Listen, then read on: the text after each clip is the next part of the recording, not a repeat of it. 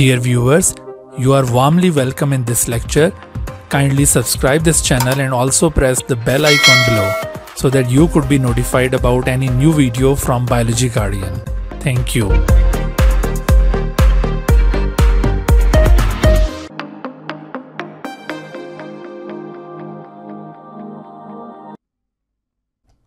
बिस्मिल्लाहिर्रहमानिर्रहीम।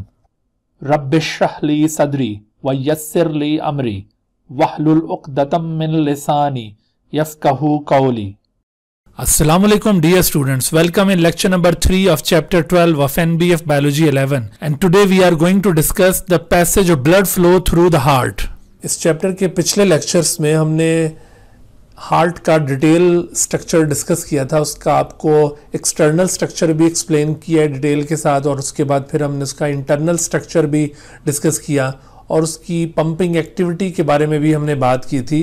लेकिन हम अभी फर्दर उसी चीज़ को आगे एक्सटेंड करते हुए आज जिस चीज़ का जिक्र करने जा रहे हैं वो है passage of blood flow through the heart.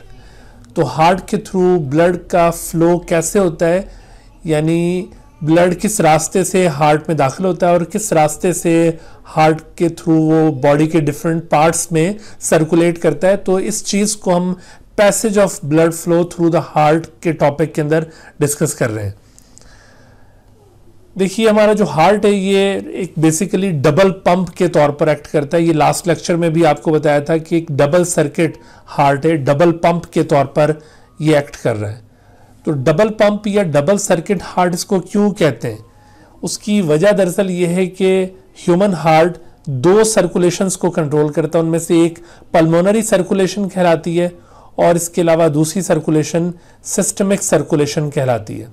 तो चूंकि ह्यूमन हार्ट पल्मोनरी सर्कुलेशन और सिस्टमिक सर्कुलेशन दोनों को कंट्रोल करता है, इस वजह से ह्यूमन हार्ट को डबल सर्किट हार्ट या डबल पंप कहा जाता है।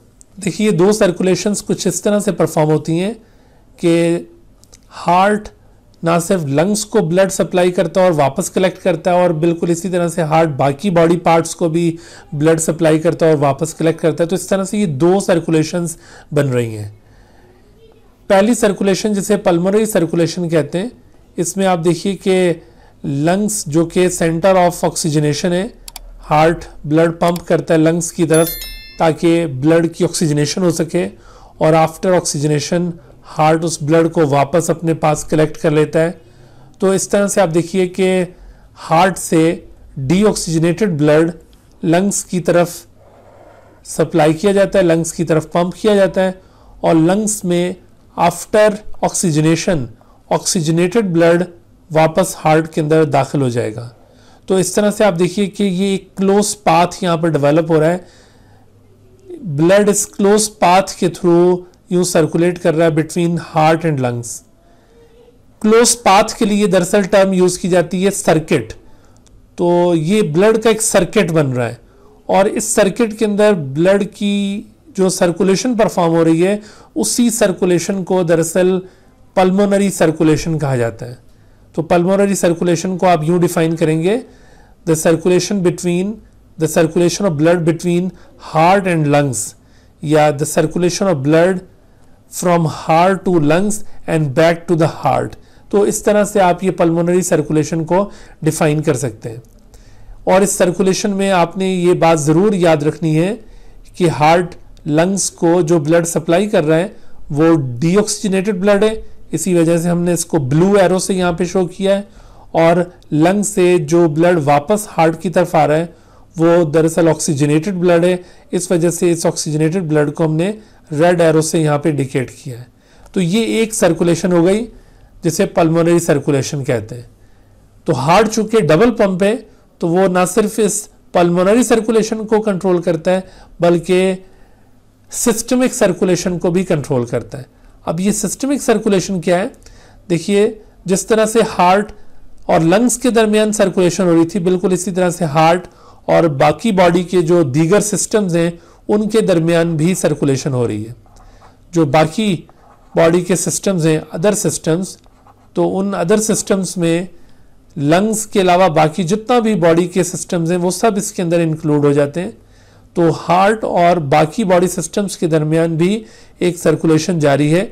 इसी सर्कुलेशन को सिस्टमिक सर्कुलेशन कहा जाता है। इस सिस्टमिक सर्कुलेशन में हार्ट ऑक्सीजनेटेड ब्लड को पंप करेगा to different systems of the body, और डिफरेंट सिस्टम्स जब उस ब्लड में मौजूद ऑक्सीजन को हासिल कर लेते हैं और ब्लड जब डीऑक्सीनेट हो जाता है तो ये डीऑक्सीनेटेड ब्लड हार्ट वापस कलेक्ट कर लेता है अपने अंदर।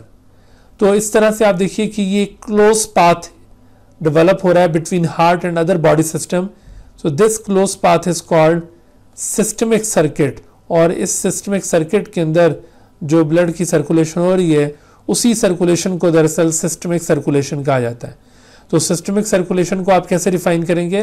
The circulation of blood between heart and other body systems, या circulation of blood from heart to other body system and back to the heart. तो इस तरह से आप सिस्टमिक सर्कुलेशन को डिफाइन कर सकते हैं। चूंकि ह्यूमन हार्ट सिस्टमिक सर्कुलेशन और पल्मोनरी सर्कुलेशन दोनों को कंट्रोल कर रहा है, इस वजह से ह्यूमन हार्ट को डबल सर्किट हार्ट या फिर डबल पंप का स्टेटस हासिल है। ना सिर्फ ह्यूमन हार्ट एक डबल सर्किट हार्ट है, बल्कि आपको बाकी जितने भी मैमल्स हैं उनका भी हार्ट डबल सर्किट हार्ट के तौर पर ही मिलेगा। और इसके साथ साथ बर्ड्स का हार्ट भी डबल सर्किट हार्ट होता है, रेप्टाइल्स का हार्ट भी डबल सर्किट हार्ट होता है, एम्फीबियंस का हार्ट भी डबल सर्किट हार्ट होता है। वर्टिब्रेट्स में सिर्फ फिशेस ऐसा ग्रुप है जिनके पास सिंगल सर्किट हार्ट है, क्योंकि उनका हार्ट जब ब्लड को पंप करता है तो वो ब्लड ऑक्सीजनेट होने के बाद दोबारा हार्ट में नहीं आता, बल्कि वो बॉडी सिस्टम्स को सप्लाई हो जाता है और उसके बाद फिर after losing oxygen deoxygenated blood heart के अंदर फिर वापस दाखिल होगा। तो सिर्फ फिशेस ऐसा ग्रुप है जहां पर आपको हार्ट सिंगल सर्किट मिलेगा, बाकी जितने भी वर्टिब्रेट्स हैं उनके पास डबल सर्किट हार्ट मौजूद है। तो यहाँ पर इस बात का जिक्र करना इसलिए ज़रूरी है कि आप जब किंगडम एनिमेलिया पढ़ रहे होते हैं और उसके अंदर वर्टिब्रेट की डिफरेंट क्लासेस को डिस्कस करते हैं तो वहाँ पर ये फ़ीचर आमतौर पर मेंशन किया जाता है। तो आपको ये फ़ीचर बखूबी पता होना चाहिए कि ह्यूमन हार्ट बाकी वर्टिब्रेट के हार्ट के साथ किस तरह से रिजेंबल कर रहा है। अच्छा, तो हमने ह्यूमन हार्ट में देखा कि ये डबल सर्किट हार्ट जो कि दो सर्कुलेशंस को कंट्रोल कर रहा था, उसमें एक पल्मोनरी सर्कुलेशन और दूसरी सिस्टमिक सर्कुलेशन। पल्मोनरी सर्कुलेशन हमने डिफाइन की, इस तरह से इसको डिफाइन किया जा सकता है कि circulation of blood from heart to lungs and back to the heart. और इसी तरह से हम सिस्टमिक सर्कुलेशन को डिफाइन कर सकते हैं कि circulation of blood from heart to the body systems and back to the heart. तो यूं ये दो सर्कुलेशंस ह्यूमन हार्ट से कंट्रोल हो रही हैं और इसी वजह से ये डबल सर्किट हार्ट है। तो इन दोनों सर्कुलेशंस को हम थोड़ा सा मजीद वजाहत के साथ देख लेते हैं कि पल्मोनरी सर्कुलेशन और सिस्टमिक सर्कुलेशन ये किस तरह से परफॉर्म होती हैं। देखिए, passage of blood flow through the heart, उसके अंदर जैसे मैंने अभी आपको बताया कि हमने डिस्कस करना है कि हार्ट के अंदर ब्लड कैसे दाखिल हुआ और उसके बाद फिर ये हार्ट से ब्लड किस तरह से निकलकर बॉडी के डिफरेंट पार्ट्स को सर्कुलेट हो रहा है।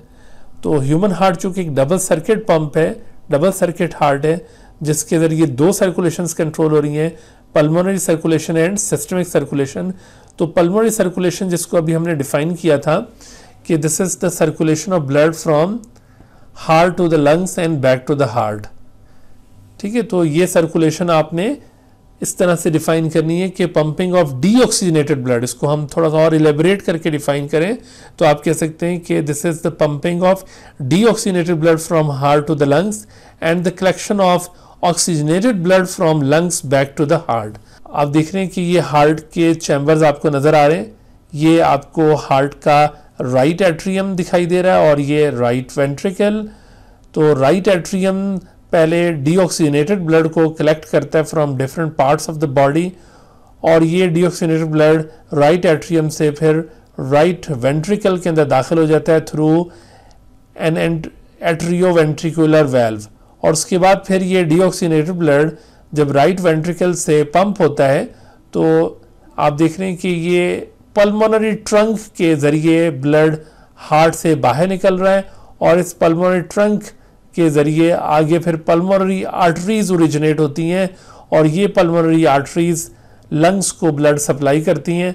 तो तो आपने देखा कि हार्ट ने डीऑक्सीजनेटेड ब्लड को पंप किया है टू द लंग्स, ठीक है। तो इस वजह से हम इसको डिफाइन कर रहे हैं कि पल्मोनरी सर्कुलेशन क्या है, pumping of deoxygenated blood from heart to the lungs, ठीक है। हार्ट से लंग्स की तरफ ये डीऑक्सीजनेटेड ब्लड पंप हो गया, और जब इसकी ऑक्सीजनेशन हो जाती है, ब्लड के अंदर ऑक्सीजन ऐड हो जाएगी और कार्बन डाइऑक्साइड यहाँ से रिमूव कर दी जाएगी, तो अब ये ऑक्सीजनेटेड ब्लड लंग्स के जरिए दोबारा दाखिल होगा हार्ट में, हार्ट इसको कलेक्ट करेगा, ठीक है। तो अब पल्मोनरी वेन के जरिए ये हार्ट के अंदर वापस ब्लड कलेक्ट हो रहा है। तो इसी वजह से हम इसको डिफाइन करते हुए ये बता रहे हैं कि collection of oxygenated blood from lungs back to the heart, ये इस पल्मोनरी सर्कुलेशन का पार्ट है। तो पल्मोनरी सर्कुलेशन में पल्मोनरी आर्टरी इन्वॉल्व हुई और पल्मोनरी वेन इन्वॉल्व हुई। पल्मोनरी आर्टरी यहाँ पर हाइपोथेटिकल डायग्राम में एक नजर आ रही है, बट इनफैक्ट ये दो होती हैं, और इन दोनों के जरिए डीऑक्सीजनेटेड ब्लड लंग्स को सप्लाई किया जाता है, और उसके बाद जब ऑक्सीजनेशन हो जाएगी तो फिर again 2 pairs of pulmonary veins oxygenated blood को कलेक्ट करते हुए हार्ट के अंदर दाखिल हो जाती हैं। तो यहाँ पर चूंकि एक हाइपोथेटिकल डायग्राम दिखाई हुई, एक फ्लो चार्ट बनाया हुआ है, तो इस वजह से यहाँ पर आपको पल्मोनरी वेन्स 2 नज़र नहीं आ रही, 2 के बजाय 1 दिखाई गई है। लेकिन आपने याद रखना है कि ये 2 पेयर्स ऑफ पल्मोनरी वेन्स हैं। हम इसका स्ट्रक्चर ऑलरेडी डिटेल के साथ डिस्कस कर चुके हैं। अच्छा, उसके बाद फिर देखिए जो सिस्टमिक सर्कुलेशन आपको अभी बताई थी, तो सिस्टमिक सर्कुलेशन ये हार्ट और बाकी बॉडी सिस्टम्स के दरमियान सर्कुलेशन को कहा जाता है। इसको आप यूँ डिफाइन कर रहे हैं कि pumping of oxygenated blood from heart to the body tissues और systems and collection of deoxygenated blood back to the heart. तो आप देख रहे हैं कि जो लेफ्ट एट्रियम था, इसने ऑक्सीजनेटेड ब्लड कलेक्ट किया फ्रॉम लंग्स, और उसके बाद फिर ये through atrioventricular valve oxygenated blood left atrium से लेफ्ट वेंट्रिकल के अंदर दाखिल हो गया है। यहाँ पर ये गलती से लेफ्ट एट्रियम लिखा हुआ है, this is actually the left ventricle, left atrium ऊपर वाला था। तो लेफ्ट वेंट्रिकल में अब ये ब्लड आ जाएगा, और यहाँ से फिर ये अयोर्टा के जरिए ब्लड सप्लाई होगा टू डिफरेंट बॉडी रीजन्स। तो अयोर्टा जब ये यहाँ से अराइज होता है, तो इसमें से डिफरेंट आर्टरीज ओरिजिनेट होती रहती हैं, जो भी आपको आगे चलकर बताते हैं। तो इन आर्टरीज के थ्रू फिर ब्लड बॉडी के डिफरेंट सिस्टम्स को सप्लाई होगा, और डिफरेंट सिस्टम्स में ब्लड अपनी ऑक्सीजन लूज करने के बाद डीऑक्सीजनेटेड ब्लड वापस फिर डिफरेंट वेन्स के जरिए कलेक्ट होता रहेगा, और अल्टीमेटली जो बड़ी वेना केवा है, जिसे इंफीरियर वेना केवा कहते हैं, और इसी तरह से अपर बॉडी रीजन से सुपीरियर वेना केवा, तो ये दोनों वेना केवी अल्टीमेटली फिर राइट एट्रियम के अंदर दाखिल हो जाते हैं। तो इस तरह से आप देख रहे हैं कि हार्ट का बाकी सिस्टम्स के साथ भी एक सर्किट बन रहा है, और इसी सर्किट को दरअसल सिस्टमिक सर्किट, और इसी सर्किट के अंदर मौजूद सर्कुलेशन को सिस्टमिक सर्कुलेशन का नाम दिया गया। तो मुझे उम्मीद है कि आपको अब ये पल्मोनरी सर्कुलेशन और सिस्टमिक सर्कुलेशन काफ़ी हद तक समझ में आ गई है। लेकिन यहाँ पर आपने एग्जामिनेशन पॉइंट ऑफ व्यू से याद रखना है कि पल्मोनरी सर्कुलेशन के ऊपर आपसे अलहदा से शॉर्ट क्वेश्चन पूछा जा सकता है, और सिस्टमिक सर्कुलेशन के ऊपर अलहदा से शॉर्ट क्वेश्चन पूछा जा सकता है, और इन दोनों सर्कुलेशंस के अंदर इन्वॉल्व होने वाली ब्लड वेसल्स के बारे में पूछा जा सकता है। ये ब्लड वेसल्स का नाम अभी आपको आगे बताते हैं, लेकिन इसके अलावा एक शॉर्ट क्वेश्चन इन दोनों सर्कुलेशंस में डिफरेंस के ऊपर भी पूछा जाता है कि how will you differentiate between pulmonary circulation and systemic circulation. तो आप इससे किस तरह से डिफरेंशिएट करेंगे, डिफरेंशिएट करने के लिए क्या क्या पॉइंट आप रेज कर सकते हैं, तो आइए देखते हैं। देखिए, ये डिफरेंस बिटवीन पल्मोनरी सर्कुलेशन और सिस्टमिक सर्कुलेशन आप इस तरह से बनाएंगे कि सबसे पहला पॉइंट आपने ये बताना है कि heart pumps the deoxygenated blood to the lungs. Pulmonary circulation में लंग्स की तरफ डीऑक्सीजनेटेड ब्लड को पंप किया जा रहा है, लेकिन इसके बरक्स आप सिस्टमिक सर्कुलेशन में यहाँ पे बता सकते हैं कि heart pumps the oxygenated blood to the body tissues और सिस्टम्स। ठीक है, यहाँ पर ये जो पहला डिफरेंस है, ये दरअसल पंपिंग ऑफ ब्लड से रेलिवेंट है कि हार्ट ने किस किस्म का ब्लड पंप किया। तो सिस्टमिक सर्कुलेशन के अंदर आप देख रहे हैं ऑक्सीजनेटेड ब्लड की पंपिंग हो रही है, लेकिन पल्मोनरी सर्कुलेशन में जिस ब्लड की पंपिंग हो रही है वो दरअसल डीऑक्सीजनेटेड ब्लड है। तो पहला डिफरेंस हम ये पंपिंग ऑफ ब्लड के पॉइंट ऑफ व्यू से कर सकते हैं। फिर इसी तरह से दूसरा डिफरेंस आप देखिए कि heart collects the oxygenated blood from the lungs. ये अब ब्लड की कलेक्शन के हवाले से डिफरेंस हम बना रहे हैं कि पल्मोनरी सर्कुलेशन में heart collects the oxygenated blood from the lungs, लेकिन दूसरी तरफ सिस्टमिक सर्कुलेशन में किस तरह के ब्लड की कलेक्शन हो रही है कि heart collects the deoxygenated blood from the body tissues and the systems. तो आपने कलेक्शन ऑफ ब्लड के पॉइंट ऑफ व्यू से भी इन दोनों सर्कुलेशंस में डिफरेंस मुलाहिजा किया। अच्छा, इसके अलावा तीसरा डिफरेंस हम इन सर्कुलेशंस की डेफिनेशन के ऊपर बना सकते हैं। मिसाल के तौर पर this is actually circulation of blood between heart and lungs, या फिर दूसरे लफ्जों में आप पल्मोनरी सर्कुलेशन को डिफाइन करते हैं कि this is circulation of blood from heart to lungs and back to the heart. और इसी तरह से आप सिस्टमिक सर्कुलेशन को भी डिफाइन करके आप ये तीसरा डिफरेंस यहाँ पॉइंट आउट कर सकते हैं कि this is actually the circulation of blood between heart and tissues या बॉडी सिस्टम्स, या फिर the circulation of blood from heart to body tissues और body systems and back to the heart. तो इस तरह से आप इन दोनों सर्कुलेशंस के दरमियान डिफरेंशिएट भी कर सकते हैं। अच्छा, अब हम आखिर में देख लेते हैं कि इन दोनों सर्कुलेशंस के अंदर जो ब्लड वेसल्स इन्वॉल्व हैं और वो ब्लड वेसल्स पर्टिकुलरली कौन कौन से हिस्से को ब्लड सप्लाई कर रही हैं या वहाँ से ब्लड कलेक्ट कर रही हैं, तो वो कौन कौन सी हैं। तो इसमें देखिए, जैसे हमने अभी ये हार्ट ड्रॉ किया था, तो इस हार्ट के अंदर आप देख रहे हैं कि ये इस तरह से इसकी वॉल यहाँ पे बन रही है, और वॉल के साथ साथ अब आप देख रहे हैं इसके डिफरेंट पार्ट्स यहाँ पर हम फॉर्म कर रहे हैं। तो इन डिफरेंट पार्ट्स में ये ऊपर एट्रिया और नीचे वेंट्रिकल बनाए जा रहे हैं। ये जो आपको राइट साइड पे ब्लू कलर में नज़र आ रहे हैं, ये राइट एट्रियम और राइट वेंट्रिकल है, और दूसरी तरफ अभी रेड कलर से हम शो करेंगे लेफ्ट एट्रियम और लेफ्ट वेंट्रिकल। तो देखिए कि ये सुपीरियर वेना केवा जो कि यहाँ पर ब्लड सप्लाई कर रहा था, और ये इंफीरियर वेना केवा जो कि यहाँ से ब्लड। तो इस तरह से आप ये हार्ट का स्ट्रक्चर यहाँ पे ड्रॉ कर सकते हैं, और इस स्ट्रक्चर में अब आपको जो डिफरेंट वेसल्स हार्ट के साथ एसोसिएटेड हैं वो यहाँ पर साफ तौर पर नज़र आ रही हैं। जैसे मिसाल के तौर पर आप देखिए कि ये जो आपको ब्लड वेसल नज़र आ रही है जिसे सुपीरियर वेना केवा कहा जा रहा है, उसके बाद फिर ये आपको 2 पेयर्स नज़र आ रहे हैं जिन्हें 2 पेयर्स ऑफ पल्मोनरी आर्टरीज कहा जाएगा, और फिर उसके बाद आपको ये एक और पल्मोनरी ट्रंक दिखाया है, और उसके बाद फिर ये इंफीरियर वेना केवा यहाँ पे शो किया है। आप ज़रा गौर कीजिए कि ये वो तमाम वेसल्स हैं जिनको ब्लू कलर में शो किया हुआ है। दरअसल यही वो वेसल्स हैं जो कि डीऑक्सीनेटेड ब्लड के साथ कंसर्न है। तो इन वेसल्स में कुछ वेसल्स ऐसी हैं जो पल्मोनरी सर्किट का पार्ट हैं, और कुछ वेसल्स ऐसी हैं जो सिस्टमिक सर्किट का पार्ट है।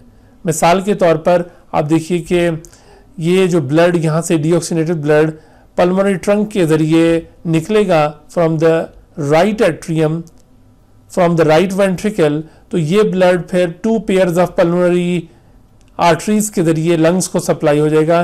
तो याद रखिए कि ये जो 2 पेयर्स ऑफ पल्मोनरी आर्टरीज हैं ये दरअसल पल्मोनरी सर्कुलेशन के अंदर इन्वॉल्व हो रही हैं।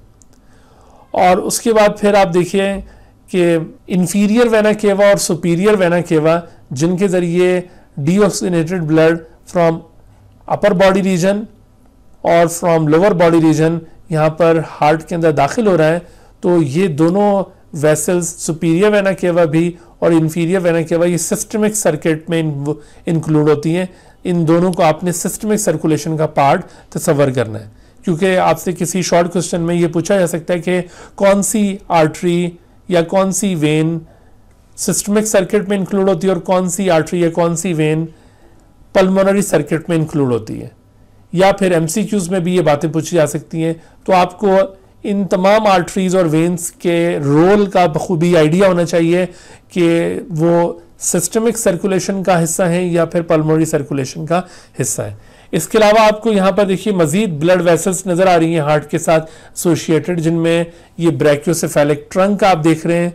ब्रैकियोसेफेलिक ट्रंक के अलावा ये आपको 2 पेयर्स ऑफ पल्मोनरी वेन्स नज़र आ रही हैं, और उसके साथ साथ आप देख रहे हैं ये कोरोनरी आर्टरी जो कि अयोर्टा की बेस से ओरिजिनेट होती है, और ये अयोर्टा और अयोर्टा के आर्च के ऊपर जहाँ से अयोर्टा आर्च बना रहा है, तो ये पल्मोनरी ट्रंक, ये ब्रैकियोसेफेलिक ट्रंक के अलावा लेफ्ट कैरोटिड आर्टरी और लेफ्ट सबक्लेवियन आर्टरी यहाँ से ओरिजिनेट होती हुई दिखाई दे रही है। तो इन तमाम आर्टरीज के भी रोल्स आपको क्लियर होने चाहिए। इनमें अगर हम ब्रीफली डिस्कस कर लें तो आप इसमें सबसे पहले याद रखें कि ये जो कोरोनरी आर्टरी है ये ऑक्सीजनेटेड ब्लड को हार्ट की वॉल में सप्लाई करेगी। तो हार्ट की वॉल के अंदर जो ब्लड सप्लाई हो रहा है वो ऑक्सीजनेटेड ब्लड है। हार्ट की वॉल भी एक सिस्टम कंसिडर किया जाएगा, लिहाजा ये वेसल सिस्टमिक सर्कुलेशन का हिस्सा होगी। और उसके बाद फिर जब हार्ट की वॉल में ब्लड डीऑक्सीजनेट कर जाता है तो हार्ट की वॉल से डीऑक्सीजनेटेड ब्लड वापस फिर राइट एट्रियम के अंदर दाखिल होता है by means of cardiac sinus channel. एक कार्डियक वेन है जो कि यहाँ पर डायरेक्टली ओपन होती है into the right atrium by means of cardiac sinus channel. इस जगह पर एक और ओपनिंग प्रेजेंट होगी और ये ओपनिंग कार्डियक साइनस चैनल कहलाती है। और इस कार्डियक साइनस चैनल में कार्डियक वेन दाखिल होगी जिसके जरिए हार्ट की वॉल का डीऑक्सीनेटेड ब्लड यहाँ पर आ जाएगा। अभी हम आगे चलकर अगले लेक्चर्स में इन सर्कुलेशंस को अलहदा भी डिस्कस करेंगे। ये जितनी भी सिस्टमिक सर्कुलेशन में वेसल्स इन्वॉल्व होती हैं, चूंकि उनकी तादाद काफ़ी ज़्यादा है तो उनके हवाले से फर्दर आगे अलग से हम कोरोनरी सर्कुलेशन और फिर रीनल सर्कुलेशन और हिपैटिक पोर्टल सर्कुलेशन के टॉपिक्स के तौर पर हम आगे चलकर इनको डिटेल से भी डिस्कस करेंगे। यहाँ पर हम ब्रीफली बता रहे हैं कि ये जो कोरोनरी आर्टरी है it supplies the blood to the wall of the heart और ये ऑक्सीजनेटेड ब्लड सप्लाई होगा। और उसके बाद फिर after oxygenation the deoxygenated blood is collected back into the heart chamber by means of cardiac vein which opens into the right atrium through cardiac sinus channel. ठीक है जी। तो ये दोनों वेसल्स कोरोनरी आर्टरी और इसके साथ आपको जैसे मैंने कार्डियक वेन के बारे में बताया, तो ये दोनों कार्डियक वेन और कोरोनरी आर्टरी ये सिस्टमिक सर्किट का पार्ट है। इसके अलावा ये जो 2 पेयर्स ऑफ पल्मोनरी वेन्स बताई हैं ये ऑक्सीजनेटेड ब्लड को कलेक्ट करती हैं from left and right lung. लिहाजा चूंकि ये ऑक्सीजनेटेड ब्लड को कलेक्ट करती हुई नजर आ रही हैं तो इस वजह से ये पल्मोनरी सर्किट का पार्ट होंगी। और फिर देखो aorta that supplies the blood from left ventricle to different parts of the body, तो ये भी दरअसल सिस्टमिक सर्किट का पार्ट है। और फिर देखें अयोर्टा ये जिस जगह पर आर्च फॉर्म करता है यहाँ पर आपको ये 3 आर्टरीज नजर आ रही हैं। उनमें से एक ब्रैकियोसेफेलिक ट्रंक है। ब्रैकियोसेफेलिक ट्रंक ये ऊपर हमारे नेक रीजन में पहुंचकर ये डिवाइड करता है और इसकी फर्दर जो डिवीजन होगी यानी ये फर्दर आगे चलकर जब डिवाइड करेगा तो इससे 2 ब्रांचेज ओरिजिनेट होंगी। मिसाल के तौर पर ये ब्रैकियोसेफेलिक ट्रंक और हमारे ऊपर नेक रीजन में आकर ये बाइफुर्केट कर जाता है और बाइफुर्केट करने के बाद इसमें से 2 इस तरह से ब्रांचेज ओरिजिनेट होती हैं। तो इनमें से एक को कहा जाता है राइट कैरोटिड, ये दरअसल राइट कैरोटिड है। और उसके बरक्स ये दूसरी जो ब्रांच आपको नजर आ रही है इसे कहते हैं राइट सबक्लेवियन। ठीक है, तो ये राइट सबक्लेवियन आर्टरी कहलाएगी। सबक्लेवियन, तो ये जो सबक्लेवियन आर्टरीज होती हैं ये आर्म्स को ब्लड सप्लाई करती हैं और जबकि कैरोटिड आर्टरी हेड रीजन को। तो राइट कैरोटिड ये हेड को ब्लड सप्लाई करेगी और राइट सबक्लेवियन राइट आर्म को ब्लड सप्लाई करेगी। और जबकि ये दोनों कहाँ से ओरिजिनेट हुई हैं, both of them are originated from the brachiocephalic trunk. ठीक है जी। उसके बाद फिर आप देखिए जो दूसरी आर्टरी यहाँ से अयोर्टा के ऊपर से ओरिजिनेट हो रही है तो वो कौन सी है, वो है लेफ्ट कैरोटिड आर्टरी। तो ये भी ऊपर हेड को ब्लड सप्लाई करेगी और उसके बाद फिर ये लेफ्ट सबक्लेवियन आर्टरी ये लेफ्ट आर्म को ब्लड सप्लाई करती है। तो ये वाली आर्टरीज भी दरअसल सिस्टमिक सर्किट का पार्ट होंगी। देखो यहाँ से जो शॉर्ट क्वेश्चन मैं आपसे बता रहा हूँ ना कि name any 2 or 3 arteries which are included in systemic circuit या which are included in pulmonary circuit, तो वो आप इजीली आंसर कर सकते हैं अगर इनके नाम आपको याद हों तो उसके बाद फिर आप देखिए कि अयोर्टा जब इस तरह से बेंड होने के बाद आर्च बनाने के बाद नीचे डाउनवर्ड डिसेंड होगा तो इससे और भी बहुत सारी आर्टरीज ओरिजिनेट होंगी जो डिफरेंट बॉडी सिस्टम्स को ब्लड सप्लाई करेंगी। तो इस तरह से आपको सिस्टमिक और पल्मोनरी सर्किट के अंदर इंक्लूड होने वाली आर्टरीज और वेन्स के बारे में भी आइडिया हो गया है। तो इसमें आप देखिए कि हम यहाँ पर इन पल्मोनरी सर्किट में इन्वॉल्व होने वाली आर्टरीज के नामों को अगर इनलिस्ट कर लें तो ये पल्मोनरी सर्किट के अंदर या पल्मोनरी सर्कुलेशन में जो आर्टरीज और वेन्स इन्वॉल्व हो रही हैं, तो उनमें आप देखें पल्मोनरी ट्रंक की आर्टरी है, 2 पेयर्स ऑफ पल्मोनरी आर्टरीज इससे फर्दर ओरिजिनेट होंगी, लेकिन इनके अंदर डीऑक्सीनेटेड ब्लड होता है। और इसके अलावा पल्मोनरी सर्कुलेशन में वेन जो इन्वॉल्व हो रही हैं वो कौन सी वेन्स हैं, वो लेफ्ट पेयर और right pair of the pulmonary veins हैं, लेकिन इन वेन्स के अंदर ऑक्सीजनेटेड ब्लड है। यहाँ पर थोड़ा सा हिसाब उल्टा है, आमतौर पर ऑक्सीजनेटेड ब्लड प्रेजेंट होता है आर्टरीज के अंदर और डीऑक्सीनेटेड ब्लड प्रेजेंट होता है वेन्स के अंदर, लेकिन यहाँ पर जो पल्मोनरी ट्रंक या पल्मोनरी आर्टरीज ब्लड सप्लाई कर रही हैं लंग्स को, वो डीऑक्सीनेटेड ब्लड कंटेन करती हैं, और पल्मोनरी वेन्स जो कि लंग्स से ब्लड को वापस कलेक्ट कर रही हैं हार्ट के अंदर, उनके अंदर ऑक्सीजनेटेड ब्लड मौजूद होगा। बिल्कुल इसी तरह से सिस्टमिक सर्किट के अंदर भी आपसे अगर स्पेसिफिकली वेन्स और आर्टरीज के मुतालिक पूछा जाए तो यहाँ पर जो वेन्स इन्वॉल्व होंगी उसमें आप ये वेना केवी कि दोनों टाइप्स इंक्लूड करेंगे, सुपीरियर वेना केवा और इंफीरियर वेना केवा।